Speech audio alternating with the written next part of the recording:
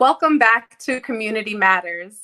We are so excited to be with you all once again to discuss the conversations in our community that matter most to you. We know at the YWCA Hartford region that we all have been going through some challenging and truthfully traumatic times. And Community Matters is an opportunity for us to talk about those issues that are impacting our community on a day-to-day basis.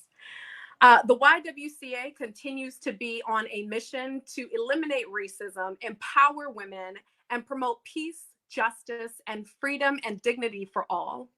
Community Matters is a platform where we are able to have timely conversations that bring us together. And today we are discussing the topic of labor trafficking. Now, if you were with us on last year for our first human trafficking conversation, you remember that we took a deep dive into the dialogue regarding sex trafficking, and more specifically, the implications and impact that it was having on girls and communities of color. Now we've decided to broaden that conversation after seeing how this particular topic really resonated with so many of our community members, and we wanted to take a deeper dive to talk about labor trafficking. With us today, we have a phenomenal individual that will be guiding us and facilitating this conversation as our moderator, and that is Yvette Young, in the person of Yvette Young. Yvette Young is the Associate Vice President for Programs and Advocacy at The Village. She is a board member of the YWCA Hartford region and also a board member of the Underground Anti-Human Trafficking Initiative. She is a human anti-trafficking response coordinator in partnership with the DCF. And you may be familiar with her once you see her again, because she is also an author for Forbes magazine, as well as she is an accomplished TED Talk presenter and has done a TED Talk on the impacts of human trafficking. So I am excited to present none other than the phenomenal, the wonderful Yvette Young. Yvette, how are you doing today? Hi, Melinda. Thank you for that fabulous introduction. I appreciate it. I'm really excited to be here. I'm really excited that we were able to partner again to have a part 2 discussion about human trafficking and the impact it is having on communities of color, because there is a disproportionate number of people of color who are trafficked in the United States as well as globally. But before we dive into our conversation with the panelists for today, I wanted to introduce one of the co-sponsors of this event, Brittany Yancey from the United States of Women of Greater Hartford. She's the ambassador for the Greater Hartford area, and she's going to start us off with a video. Hi, everyone. Thank you, Yvette. We are so excited to partner again on this human trafficking series. We have a short clip to share with you that comes from the Trafficking in America series that was produced by Frontline on PBS. And I think it frames our conversation and allows us to understand how labor trafficking is so embedded in our society and how it truly works. And so individuals who become victims to this predatory system are oftentimes forced to work and live in the most extreme, unsafe, inhumane state. And so it's important for us to make ourselves aware and be informed in order to take action. A lot of times we think about these things that are hidden, but we understand that this is in plain sight, right? That this particular issue was going on right in our nail shops, right on our farms, in our strip clubs, carnivals, hotels. It is everywhere. We need to raise greater awareness towards it. So we have a short clip, and if we're ready, we can run it now.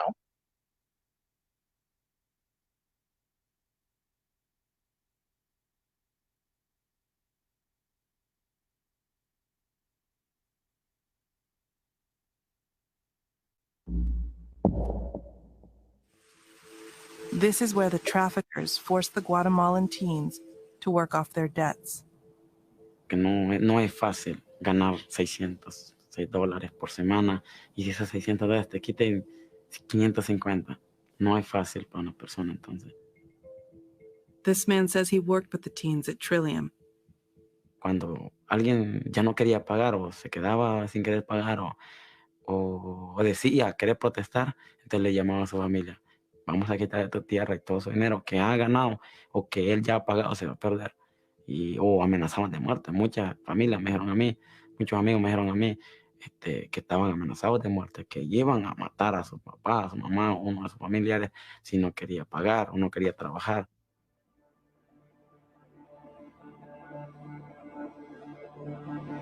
In October 2014, after 4 months at Trillium, one of the teens managed to call his uncle in Florida.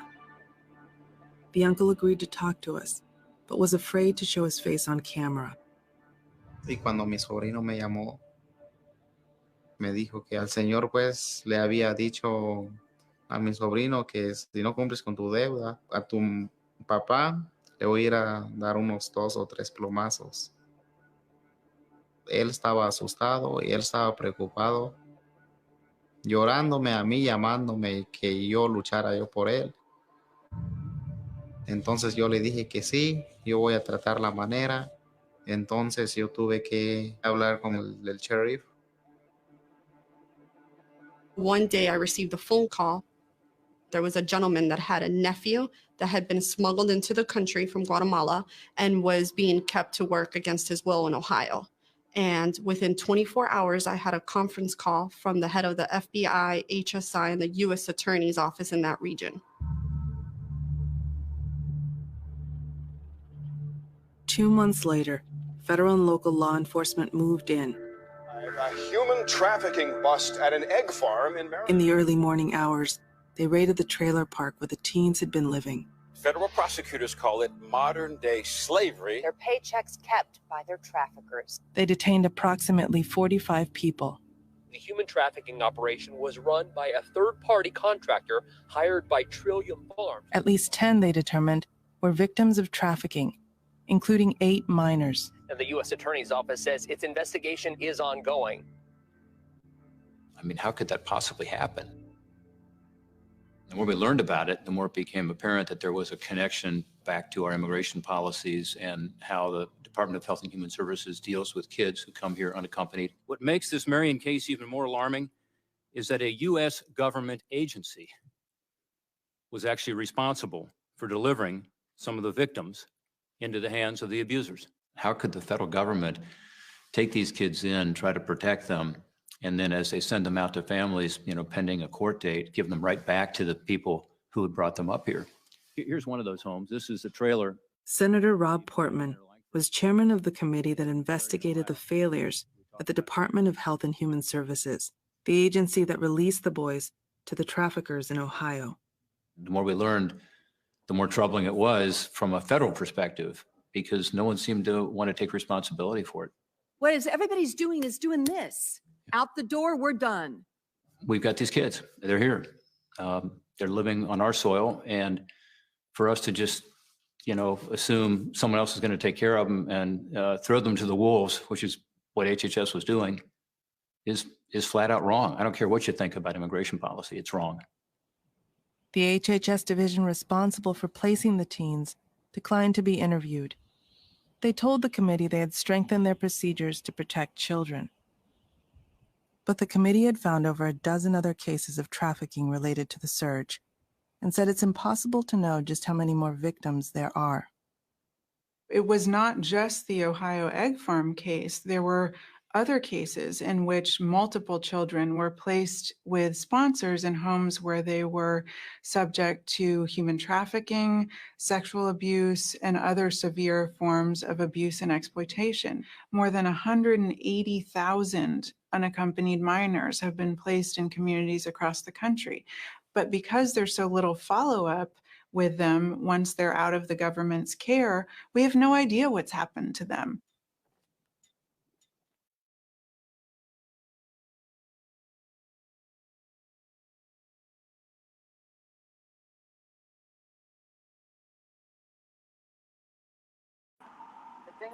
So what we have seen through that video is a real life experience of some of the traumas individuals have been enduring as a result of labor trafficking. And though we recognize just recently we celebrated the memory of Juneteenth and the acknowledgement that slavery in the United States has ended, that there's still forms of slavery that very much so exist today. And so with us today, we have a dynamic panel of individuals who are prepared to discuss with us further some of the implications of human trafficking and some ways that you yourself can assist in reducing the slavery imprint in your neighborhood and locally. So with us, I am briefly going to introduce a few individuals as we wait for Yvette Young to rejoin us. And we're going to start our conversation off speaking with some of these amazing individuals who will come on and also share with you where they are coming from and what their background and experience is. So first we have with us joining us Leonella Cruz. She is a phenomenal individual representing SERI. And Leonella, share with us a little bit more of who you are and where you're coming from. Of course. Thank you for having us. My name, again, is Leonella Cruz-Alwalt. I'm from the Connecticut Institute for Refugees and Immigrants. And for those of you that aren't familiar with our agency, we are an agency that's been around for over 100 years serving the community. We serve immigrants, refugees, survivors. We have a number of programs to help assist the community. With that, we have the Refugee Resettlement Program. We have a program that serves survivors of torture. We have a very robust immigration legal services program that works out of 4 different offices in Bridgeport, Stamford, Hartford, and Waterbury. And then we also have our program, Project Rescue, which is a federally funded program. And we've been around since about 2006 when the conversation began about a potential victim in the state of Connecticut. So we began Project Rescue there were different conversations with partners throughout the state. And we've been funded to serve all victims of human trafficking, adult, minors, foreign-born, domestic, and we serve them with case management, but also immigration legal services for the foreign-born. And then within Project Rescue, although not for victims of trafficking, we also have the Unaccompanied Minors program, where children that have come into the country by themselves and have identified a sponsor in the state of Connecticut, we receive the referral and they're reunited with sponsors in Connecticut. So a number of programs to work with survivors and community members. Thank you, Leonella. And with us, we also have Rob Katabi, and I wanted to make sure to pause and say that with the correct enunciation. But Rod, share with us the wonderful work that you all are doing at the Grace Farms Foundation. Hi, thank you, Melinda. Can you hear me? Hello? So basically, after 20 plus years and as a federal law enforcement, as a special agent, so I joined Grace Farms Foundation late 2015 as the Chief Accountability Officer and the Justice Initiative Director I serve currently. Grace Farms Foundation is a nonprofit organization based in New Canaan, Connecticut, and we support initiatives in the areas of nature, arts, justice, community, and faith. We also have a state-of-the-art facility where we convene with experts, from all over the world to collaborate and invest good in the world. So Justice Initiative itself focuses on protecting and supporting really some of the most vulnerable in society. We combat all forms of modern-day slavery, gender-based violence, and also environmental crime. That's when I talk about environmental crime, it's also that includes wildlife trafficking and illegal logging. So we are a little bit different here. Our mandate here is national and international, and we believe that trafficking is a global problem. So what makes us unique in that aspect is we aim to combat the source of the problem. We do proactive work. we focus on justice compared to social justice. So we work with government, the private sector, nonprofit, really with the goal of dismantling the criminal enterprises and help the victims. So we do this through a lot of combination of training, advocacy, and policy. I mean, since 2015, we hosted and conducted a lot of domestic and international training for national and international law enforcement agencies, prosecutors, judges, and social service providers in assisting them how to apprehend traffickers, how to help victims, and how to have successful prosecution and seizing assets. So we train them also how to deal and assist trafficking victims by establishing trust. So really what we do, we focus on the 4 Ps that everybody knows. The 4 Ps that are like prevention, protection, prosecution, and partnership. So like I said, it is our program in justice is really designed to combat and dismantle national and transnational organized crime. So on the national level, so we do train, like I said, the federal, state, and local law enforcement. Yeah, and also what we do is we partner a lot with the NGOs when we do all the training with other governments as well. So some of you know, we also started an initiative here to combat forced labor around the built environment that we call the Grace Farms Foundation Architecture and Construction Working Group.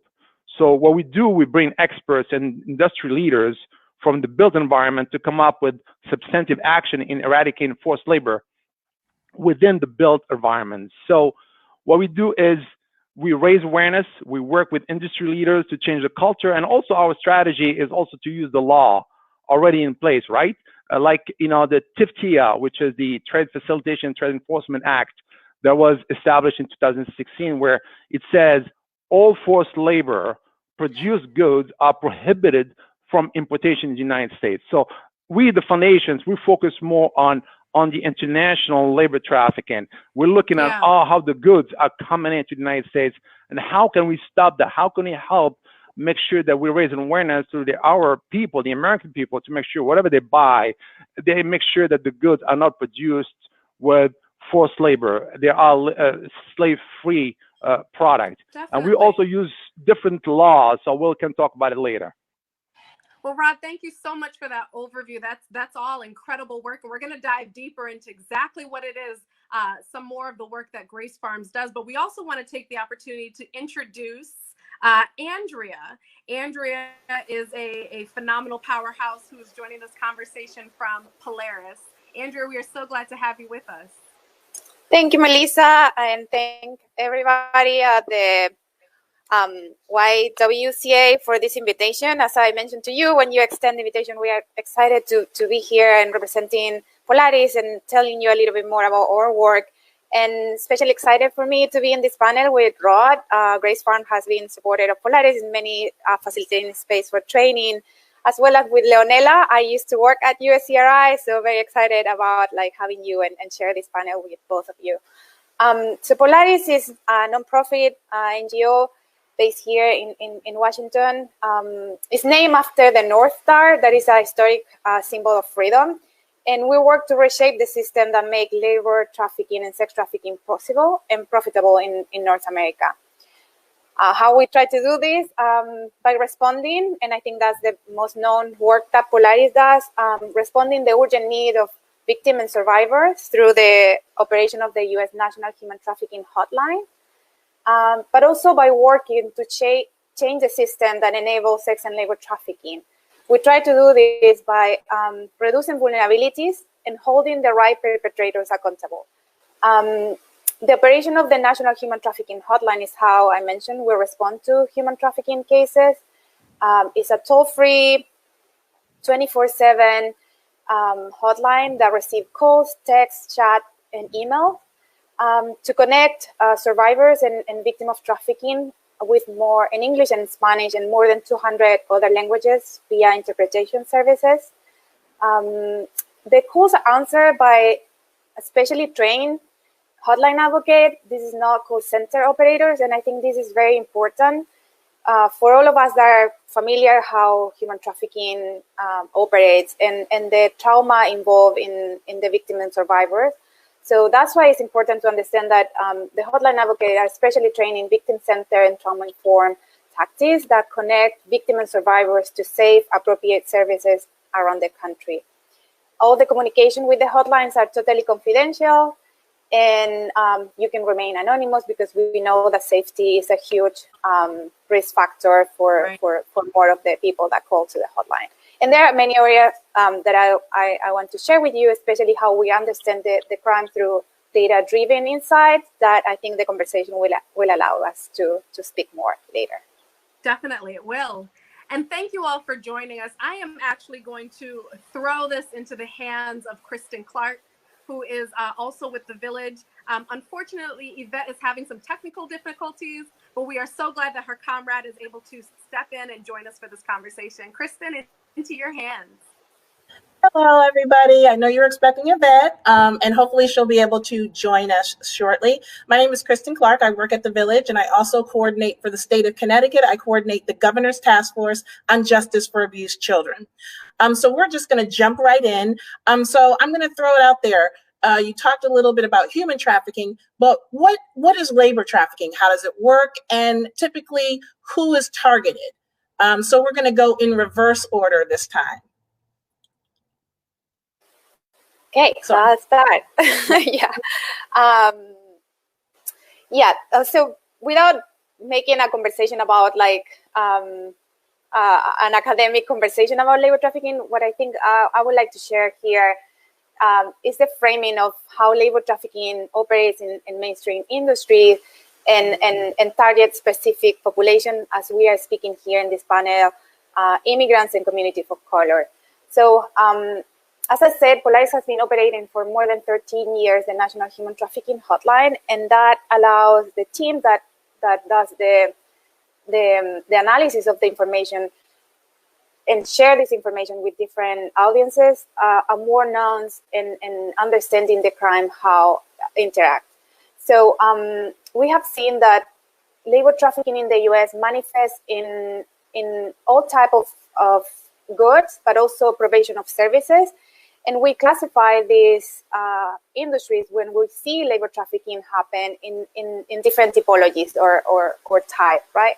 So we have seen that labor trafficking happen in agriculture, animal husbandry, meat processing, in restaurants and food services industry, in domestic work, in construction, hotels and hospitality, especially in housekeeping services, in commercial cleaning, municipal buildings, hospitals, in landscaping and forestry, especially trafficking in forestry, we see in pine tree farm workers, reforestation planters, and workers maintaining woodland areas, in factories and manufacturing, including food processing. I think Melissa mentioned before, health and beauty services, nail salons, carnivals and recreation facilities. This is especially true for a lot of immigrants that are coming to the US on H-2B visas, workers that are responsible for operating rice, game, and food stands, as well as assembling and disassembling carnival equipment and moving between cities. And of course, forced prison and detention labor. So overwhelmingly, labor trafficking has a clear method of recruitment that is false job offers. And overwhelmingly too, the method of control for these people is withholding of pay, threats of report to immigration and deportation. So I think the key of understanding how labor trafficking happens in these industries that we connect every day is the means. So for for trafficking, we speak about actions, mean, and purpose, and the means are the force, fraud, and coercion that are involved in as a way of control the victims. So I think understanding how force, fraud, and coercion really connect us with the vulnerabilities of the people that traffickers tend to target. And I think in this context of COVID-19, where we say that the virus doesn't discriminate, we all agree, but we also agree that the consequences are pretty racist, right? And we are seeing how the consequences of the virus are affecting disproportionately communities of color, because as we are speaking, this is about how systems work. And how those vulnerabilities are magnifying for certain conditions, in this example, by a virus.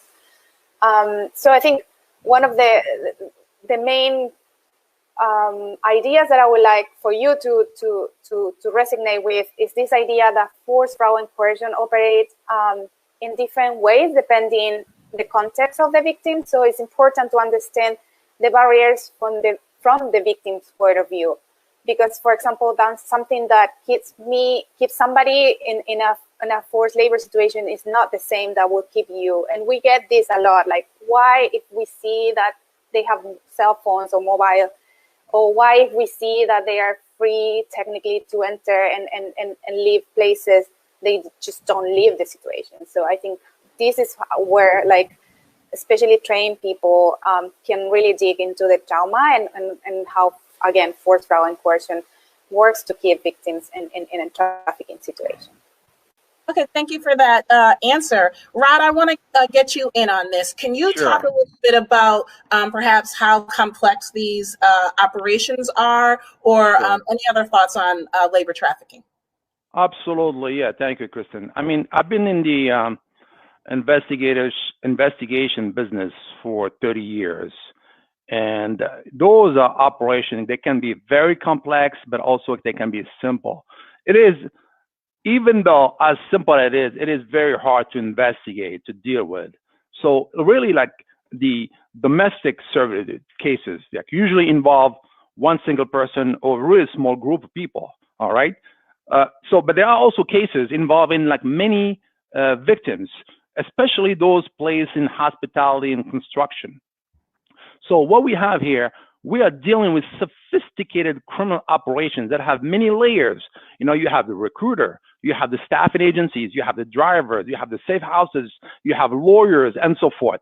Some of the traffickers also have what I would say a bigger criminal network. They are involved in drug trafficking, they are involved in weapons trafficking, they're involved in money laundering. Some of them also are involved in smuggling, document fraud, also involved in sex trafficking as well. So we also, why is it very complex operation? Because when you do work those and try to resolve those operations and stop them, you're dealing also with the human beings victims that have gone through a lot of trauma. So how do you deal with them? How do you appease their fears? Basically, how do you undo all the damage that the traffickers have done to those victims? How do you get the story straight? Because keep in mind, they've been going through a lot of trauma. So on the labor side, within the United States, you know, and like Andrea said, and rightfully so, you see a lot of exploitation of really foreign national workers, okay? So male victims of forced labor that are like probably working in, you know, construction, manufacturing, agriculture, big in the farms. Female victims are more victims of forced labor that are more likely to be to work in hotels, food service, domestic work. So, you know, traffickers will recruit them, groom them, and trying to offer them jobs, tell them they're going to assist them with immigration. And then what they do, they force them to work long hours every day. And sometimes also they are subject to violence. So the trafficker will arrange also for workers to be recruited from many countries, and they come from all over the world, you know, from Jamaica, from DR, from South America, Central America, from Asia, from Russia, from Eastern Europe, you know, and it's really hard. So what they do, the traffickers will bring them here, confiscate their passport, like Andres was talking about, identity documents from the victims, and really transport them. And now they are almost, I would say, in prison. They hold them, they hold their earnings, they threaten them, and you see that a lot. So at Grace Farms, with the foundation that I work with, what we do, we also focus on the goods. We focus because obviously you all know, you know, labor trafficking, it is a global issue. It is a global problem. It's not only in the United States, you know, and I'll tell you, labor trafficking worldwide is much more prevalent, you know, than sex trafficking, okay? So, and in many cases, in all those countries that I've been to, you know, it's due to poverty, inadequate rule of law, high crime, and something big, cultural norms. some kids, some countries, I mean, have, even though it is illegal to have kids less than 13 years old to work in plantations like in Malawi. I've been to Malawi in Africa, where you see them in plantation working, their kids working, but you know what? It is accepted. Even though it is illegal, there's a cultural aspect of it where it's okay to do this.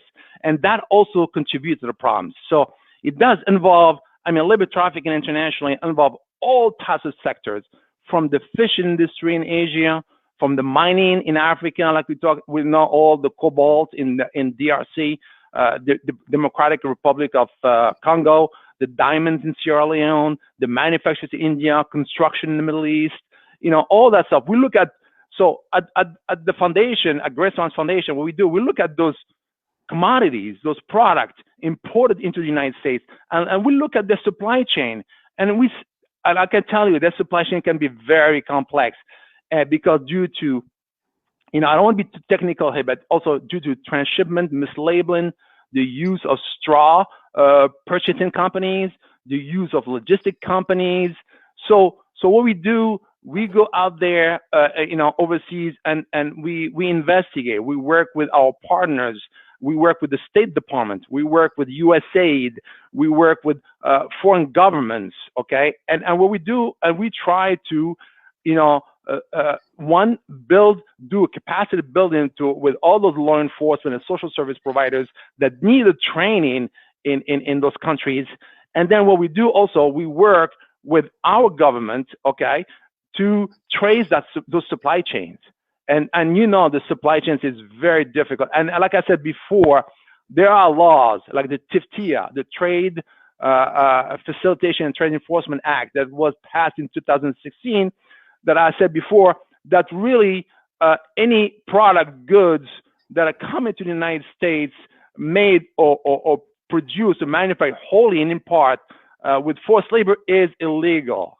We can't have them here. It is against the law. So we use this law, okay? So. No, thank you, Rod, for that explanation and, you know, going in depth on how this process works internationally. Before we jump to the next question, I wanted Leonella, because she has that direct client contact and works with a lot of the victims of both sex and labor trafficking. Rod, you mentioned the trauma that these victims experience, which I think is so critically important for people to recognize and think about. So Leonella, could you just talk to us a little bit before we go into the next question about how do we contribute to this labor trafficking process? How does this impact these victims that were just discussed? Right. So again, I echo what my colleagues have just said. I think all very important points to remember.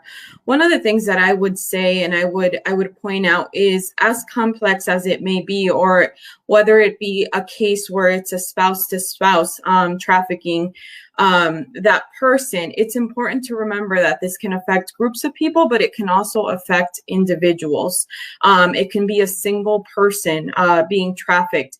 And I think one of the things that we notice, and as we, you know, in our experience with working with these survivors that have been identified, is that a lot of the people that have been identified do not realize that they have been victims of trafficking, do not realize that they have been exploited.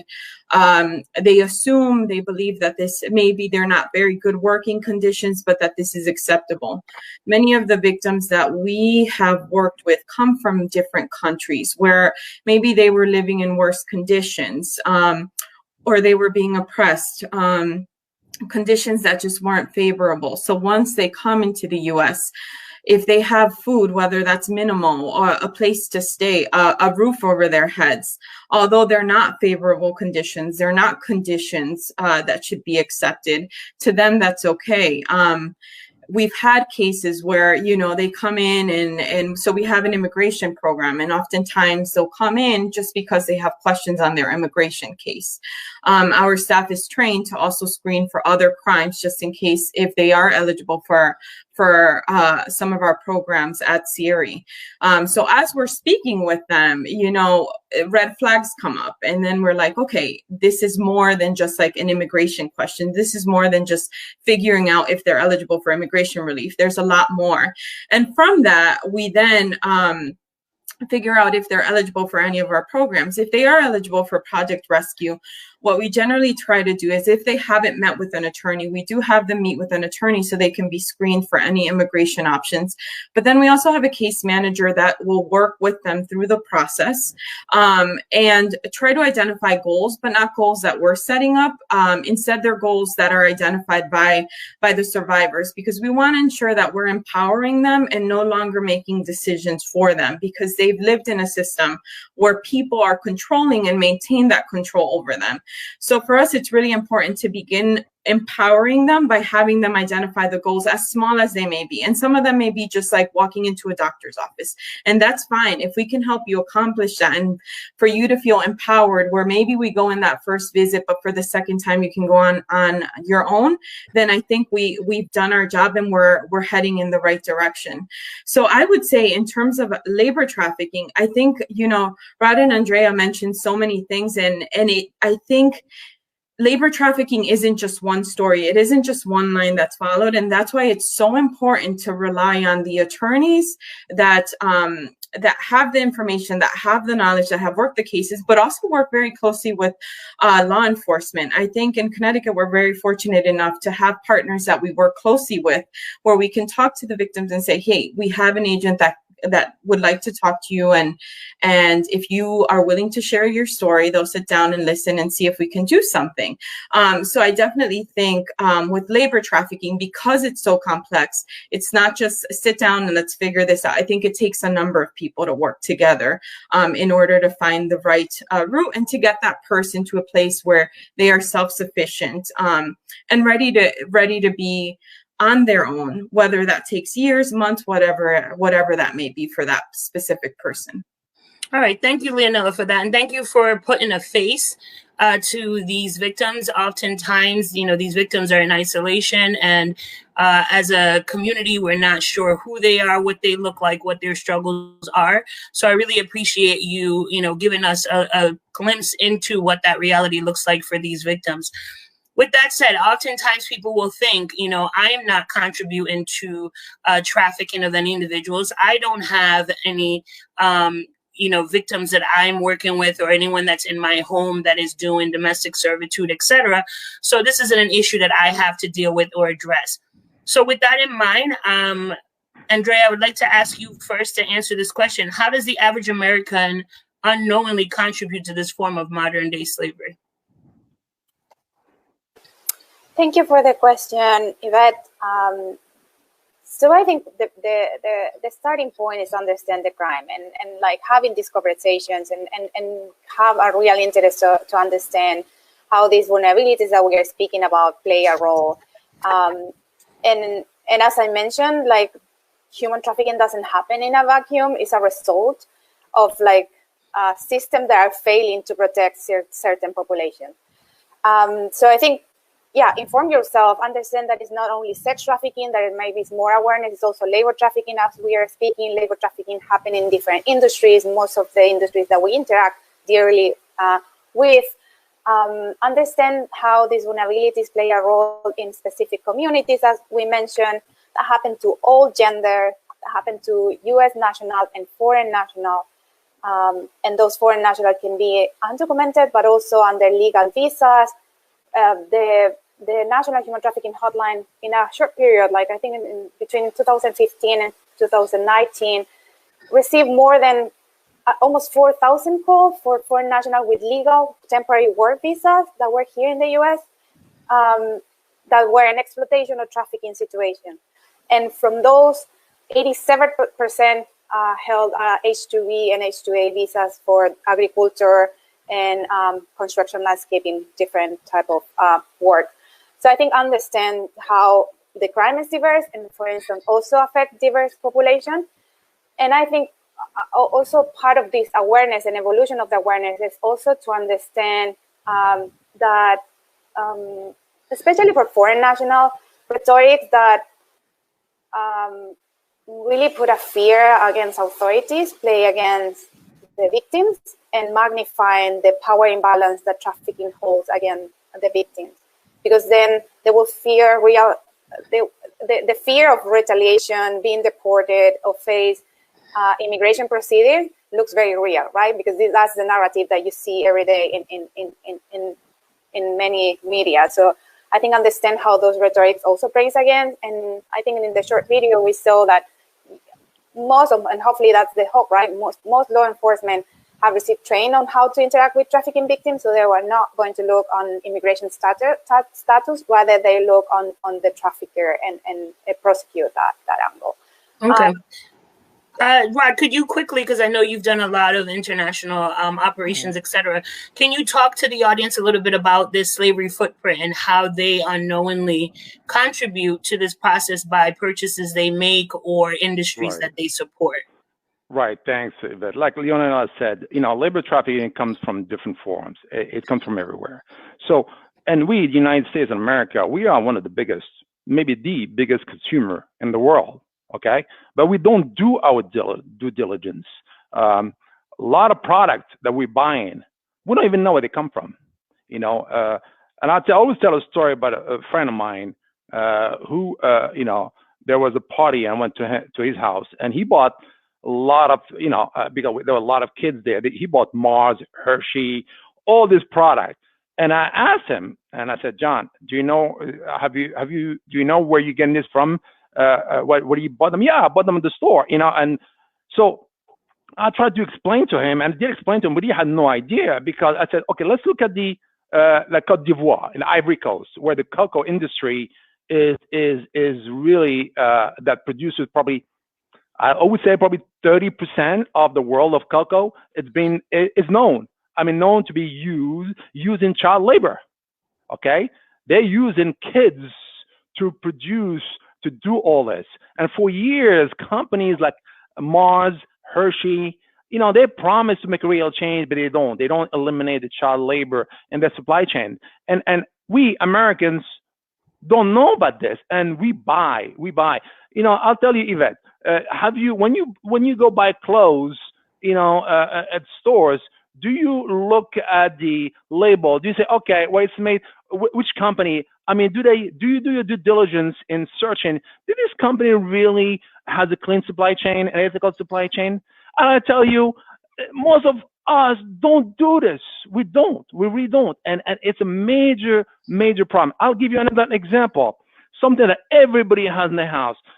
Alexa device. Alexa. Everybody calls, Alexa, do this. Alexa, do that for them at the house. Well, guess what? Alexa is made in China. And it's made by high school kids who are working, the age of high school kids, working every day, 7 days a week, building those devices. And here we are buying them by millions, okay? So I'm not saying that we are doing it because we don't care. We do care, but I think there is a lack of awareness, lack of telling people, hey, if you want to fight labor trafficking, besides, what you see with your eyes, the labor trafficking is a global problem, and we need to be part of the solution. So I agree with you, Rod, and I think that's, part of the reason why we're doing this Community Matters discussion is to bring awareness to folks that this is an issue that we are mindlessly consuming without thinking about how the products are being developed and made and getting into our homes. I did the slavery footprint survey, and I was like, wow, clothing, food, technology, etc. I was like, Lord have mercy.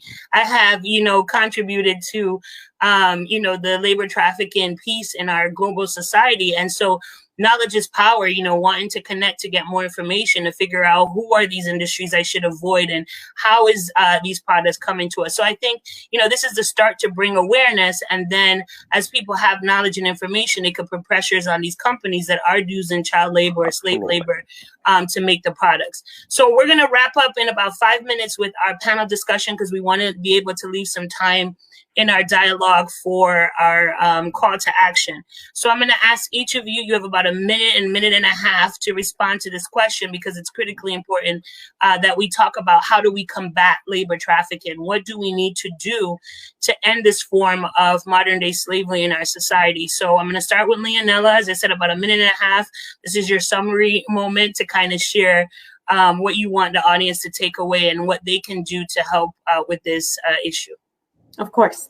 So I think one of the most important things is learning about it, right? You want to be aware, you want to learn, you want the resources, you want to know what trafficking is. I think just being in the work for quite a few years, seeing where people, when we initially began, where there was very little knowledge about trafficking, and people were surprised that there was trafficking happening in Connecticut, to where we are now. I definitely think there's a lot more awareness. There's definitely more people interested, but I think that needs to continue to grow. And it's not just sex trafficking. I think there needs to be a better understanding of labor trafficking and how sex trafficking and labor trafficking could intersect, along with our unaccompanied children, right? We have unaccompanied children all over the United States. How are they vulnerable to being trafficked, specifically in labor trafficking, right? We have laws here in the United States where they say, you know, children shouldn't work, but the reality is children are working, children are being exploited. So how can we be aware? So being trained, learning the important phone numbers. Can we call the National Human Trafficking Hotline if there's any red flags that we see? Another thing that I think is really important is to support the agencies, the people that are out doing the work.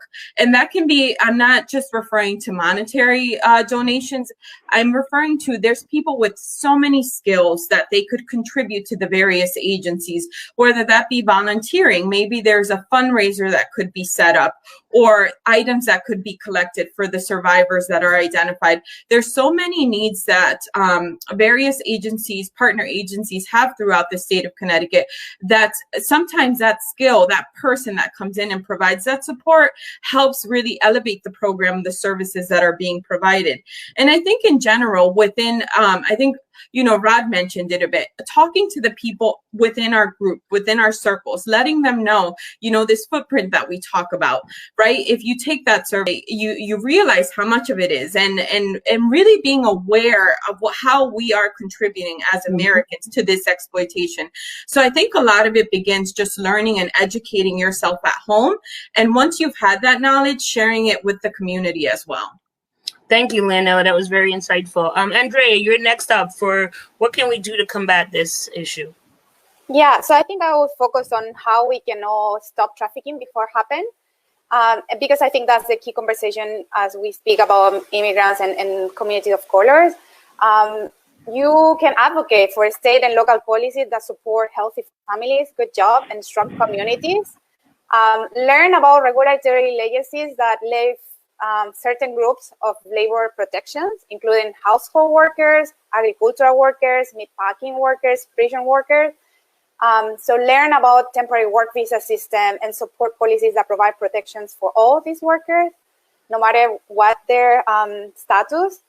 Also support and call your Congress leader for specific anti-trafficking effort, like the Visa Transparency Act, like the protection for all, equal rights for all workers, especially to protect domestic workers, support federal policies that prevent trafficking for runaway and homeless youth, about housing and protections for them, support policies that make it easier for human trafficking survivors to clean their records and criminal offenses that they were forced to commit while they were being trafficked.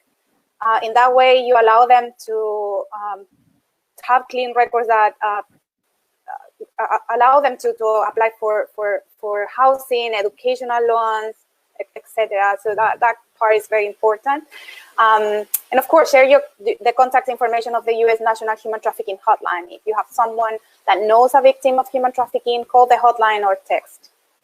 Excellent. Thank you. And I think I'm glad you brought up the piece around policy and legislative practices, because I think we definitely have more advocacy to do, especially on the labor side. I know I've done a lot of testimonies and advocacy around sex trafficking and some of the laws we have, but we do have to shine a light more on the labor trafficking piece and protect those victims as well.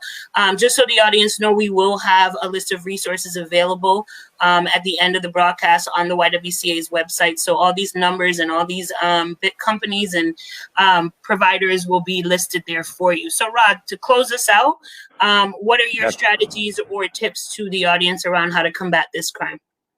Well, yeah, I mean, thanks. Leonela and Andrea really covered most of it, and I'm just going to reiterate a little bit what they have said. And again, I cannot stress the fact that it's everyone's problem. We all need to be part of the solution. The community needs to be engaged, learn more about the issue, educate yourself, and something more important, be engaged, educate high-risk populations on their rights in the workforce. Tell them about the warning sign of labor trafficking. It can help them also identify and also avoid, being in a bad situation. Public awareness, we talked about it. Foreign nationals especially, and like Leonel say, and Andrea, are high risk for labor trafficking here in the United States for lots of reasons. We're talking about immigration status, language barriers, not familiar with the U.S. legal system, the fear of authorities. So we need to address those factors to help victims rebuild their lives. And like Andrea was saying so rightfully so, talk to your elected officials, ask them to commit ending labor trafficking and do something about it, not just talk about it, okay? Push them to do something, because they can talk all day long, but you have to push them to do something. We can make a difference in the fight against labor trafficking by passing laws. Look at the compliance that we do here at the Grace Farms Foundation that regulates supply chains. We have, like I said before, we can refuse to purchase goods, commodities from companies, retailers who use trafficked labor or child labor in their supply chain. We can also raise awareness, force the institutional investors to divest their positions in such companies. We got to do our due diligence. We have the buying power, like I said. We can force the companies on the international law. We can force the companies in the United States to do the right thing, to responsibly source goods, services, by creating an anti-trafficking policy, having an enforcement mechanism that is applied through the whole supply chain, and really to effectively combat trafficking, especially labor trafficking. It requires also a cultural shift away from the society that tolerates poverty. And it is really a violation of, I would say, I'll go to the extent, it's a fundamental human rights violation, okay? So be an advocate for change. Thank you so much, Rod, for that passionate plea, because I agree with you 100% that this is a collective process, that in order to end this, we have to do it together, that we do have to put our money where our mouth is, and we do have to make sure we send a very strong message to individuals and industries that are victimizing individuals. I want to emphasize that for me, human trafficking is a racial justice issue because of the disproportionate number of people of color who are trafficked every single year, and that there needs to be more outrage about this crime and about protecting those communities. I want to also emphasize the fact that, with labor trafficking, there's a lot of foreign-born nationals that are brought in to provide these activities and to do these jobs, but we also do have domestic, United States born citizens that are also caught up in labor trafficking as well. And so we need to keep that as a part of our consciousness at all points. So with that said, this is a call to action for all of you. Take the footprint, see, how you're contributing to this process, know what you can do to be able to end this or eradicate this from our society. Do your part, which is why we wanted to have this conversation. And with that said, I want to thank our panelists so much for this rich conversation and for your knowledge and expertise. And at this time, I'm going to toss it over to Kristen Clark to talk to us a little bit about some steps we can do and how we can do more to help eradicate this crime from our society. Okay. Thank you to Yvette, who has led us through this conversation this afternoon. Thank you to our esteemed local and national panelists who have shared your expertise through both your lived and professional experiences. And thanks to all of you who have joined us. It's been my pleasure today to listen in on this conversation that has enlightened me. It has alarmed me at times, and finally, it's kind of brought me hope on in anticipation of the work that is currently being done based on the voices that we've heard here today. The panelists have given us something that we can act on, so we'll move to our call to action because we are charging you to act. Now that you are armed with this new knowledge, you are charged to act. charged to act upon the information that will affect change in your home through reducing your own footprint. You are charged to act through your community by raising awareness and even identifying entities or businesses or organizations who may be contributing to this form of trafficking. You are charged to act in the world by supporting organizations like CRE, Grace Farms, Polaris that are fighting this form of modern day slavery. A portion of our time here today has helped us gain an understanding on how our own consumption perpetuates global slavery as depicted in the Frontline video, and identifying possible improvement areas, and providing plausible alternatives to kind of lower our impact by raising our knowledge. Anyone can join in the fight to fight against human trafficking. So here are a few things that we want you to consider. Continue to learn the indicators of human trafficking so that you can help identify potential trafficking victims. We see them every day. Sometimes they're silent victims. So we as consumers need to be able to learn those indicators. If you're in the United States and you believe that somebody may be a victim of human trafficking, report your suspicions to law enforcement by either calling 911 or calling the 24-hour National Human Trafficking Resource Center line at 1-888-373-7888. Also, be a conscientious and informed consumer. Discover your slavery input. Ask, who picked your tomatoes or your avocados that you're picking up in the store? Who made your clothes, or who made the products that you're using? You can check out the Department of Labor's list of goods. They have a list of goods produced by child labor or forced labor. So go on that website and check that out. Encourage the companies that you interact with or support to take extra steps to investigate and prevent human trafficking in their supply chain, and encourage them to publish information for consumer awareness. One of the panelists talked about this. You can volunteer and support anti-trafficking efforts in your community, like participating in forums like this or other forums. You can bring awareness to other organizations that you're a part of, because this type of forum can be replicated and should be replicated all around Connecticut. Meet with and or write your local, state, and federal government representatives to let them know that you care about combating human trafficking, and ask what they're doing to address it. I mean, this is an election year, so now is the time to amplify your voice on this issue. But once in office, we must hold our elected officials accountable. We need to move forward laws and policies that mitigate this issue. You can use your voice to ensure that they know that you're concerned about forced labor issues, that you're advocating for bills that address human trafficking, and that you're calling for real and timely data around forced labor in the communities and in this nation. Nobody's perfect, not even myself, but after participating in this important conversation this afternoon, it's worth thinking about a few things before you shop, before you support a large corporation or even a local vendor, and possibly thinking about that for the implications on forced labor. And if we all make an effort, then hopefully the lives of garment workers, migrant workers, child factory workers, and temporary visa workers won't be so bleak, because no one should die or suffer for the clothes we wear, the items that we consume, or the devices that we purchase. So prior to this, many of you took the Slavery Footprint Survey to attend the event. So if you haven't, I strongly encourage you to take the survey. But for those of you who took it, what is your number? Think about what is your number. Use your number to start a conversation around labor trafficking, because as Rod stated, this is everyone's problem. So that's really your call to action, to really look at your own slavery footprint and start the conversation.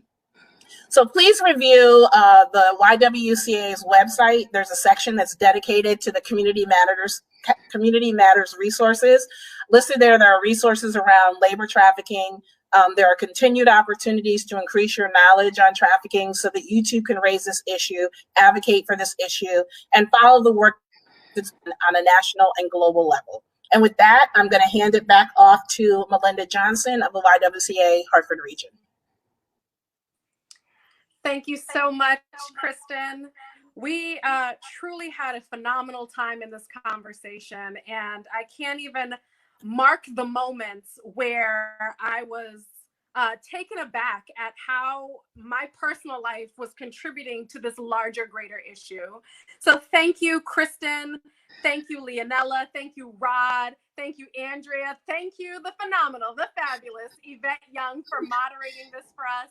And thank you all for bringing not just your expertise to this moment, but also bringing your heart and your passion to this work. We thank you again for joining the YWCA Hartford region for our Community Matters conversation, where we are not only eliminating racism and empowering women, but we are elevating those timely conversations that matter most to you. If you are also looking for ways to support the work at the YWCA Hartford region, we encourage you to visit our website at ywcahartford.org and feel free to make your donations or make your comments and recommendations on how we can greater impact the work in our communities. Again, thank you for tuning in, and we look forward to seeing you next time.